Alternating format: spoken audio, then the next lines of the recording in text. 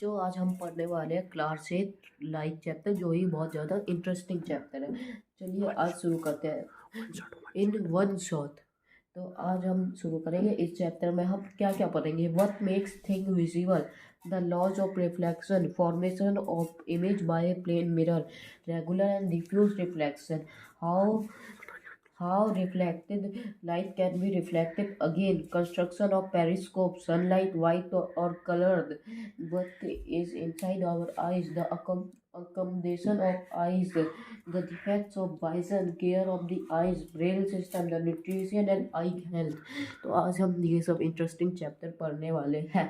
तो पहले हम देखेंगे हमको थिंग्स विजिबल कैसे होती है।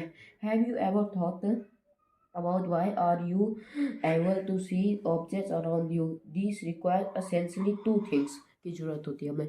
First light and second eyes. तो without light no one can see the object through eyes. Can you see things in darkness? No, absolutely.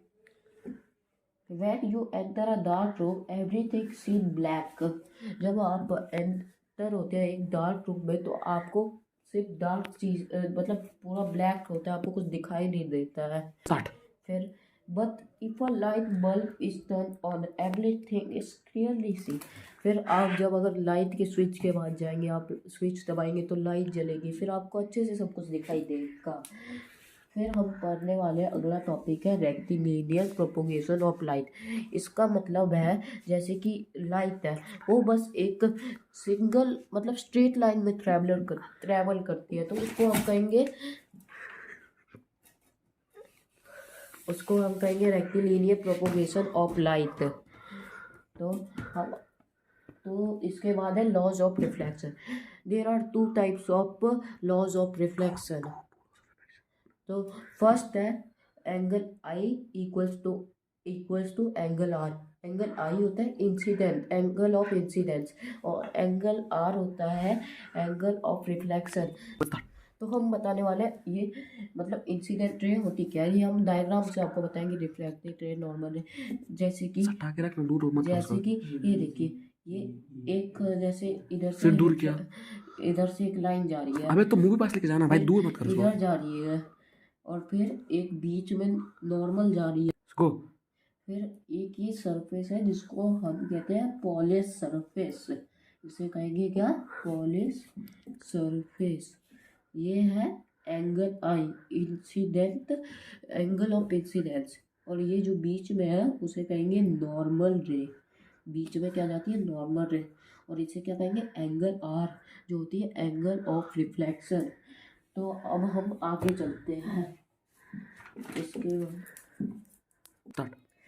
तो आगे अगला टॉपिक है real image and virtual image. Real image it can be taken on the screen. जो real image होती है वो हमें screen पे दिखाई देती है, और जो वर्चुअल इमेज होती है it can not be taken on the screen, मतलब ये हमें स्क्रीन पे दिखाई नहीं देती है। तो और जो रियल इमेज है वो हर ऑलवेज इन्वर्टेड होती है, और जो वर्चुअल इमेज होती है वो लिटरली इरेक्ट होती है। बोल। तो मुझे पता है आपको समझ तो नहीं आया होगा, पर ये एक ऐसा क्वेश्चन है जो पेपर में आता ही है लाइक चैप्टर से, जो मेन क्वेश्चन है। माइक का यहाँ कहाँ रखा हुआ है? माइक इस जगह माइक रखा हुआ। तो हम दोबारा से समझाने वाले हैं रियल एंड वर्चुअल इमेज। जो रियल इमेज होती है मतलब वो होती है वो दोबारा से पढ़ाने वाले हैं रियल इमेज।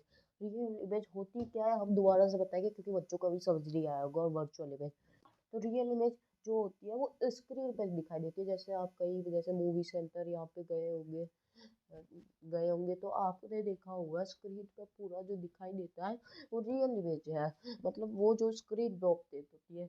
और वर्चुअल इमेज जो स्क्रीन पे मतलब ऑप्टेट नहीं होती है। तो अब हम फिर से रियल इमेज का एक पॉइंट और है, इट इज ऑलवेज इन्वर्टेड। मतलब जो रियल इमेज होती है वो इन्वर्टेड होती है।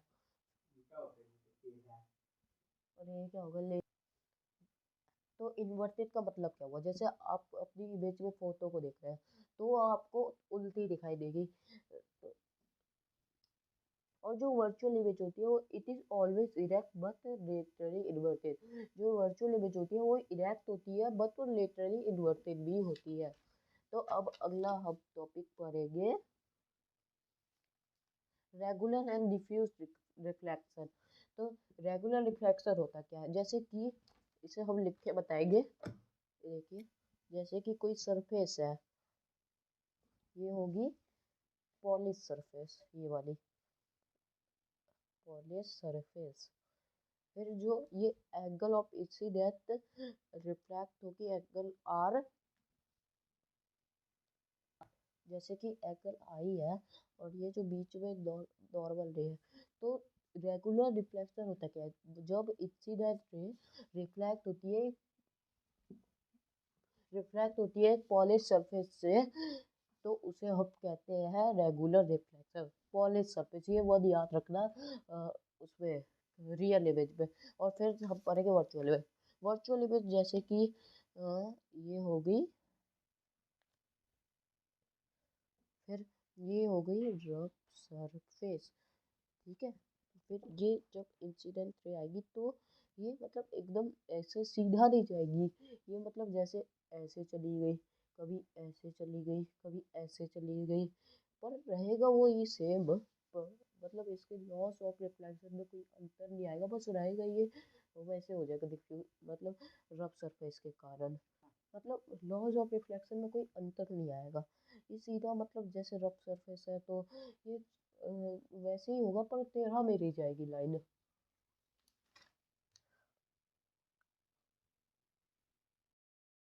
हम पढ़ने वाले हैं एक नया टॉपिक जिसका नाम है नंबर ऑफ इमेजेस। मतलब जैसे कि हमें कोई इमेज फाइंड करनी है कि कितनी इमेजेस फॉर्म हुई है, तो उसका एक फार्मूला होता है 360 अपॉन थीटा माइनस 1। तो जैसे कि हमने कोई लिया नंबर लिया, 6 ले लिया मान लीजिए, तो 6 7 आया, 7 माइनस 1 59, 59 इमेज फॉर्म हुई। तो हम अब आगे का चैप्टर बाद में पढ़ेंगे, क्योंकि मेरा भी पेपर है तो मुझे भी पढ़ना है, कल हिंदी का पेपर है, फेल हो जाऊंगा। तो अब आपको अब हम अगले शॉर्ट में देंगे बाकी का चैप्टर, इसलिए पढ़ते रहिए और कहर मचाते रहिए।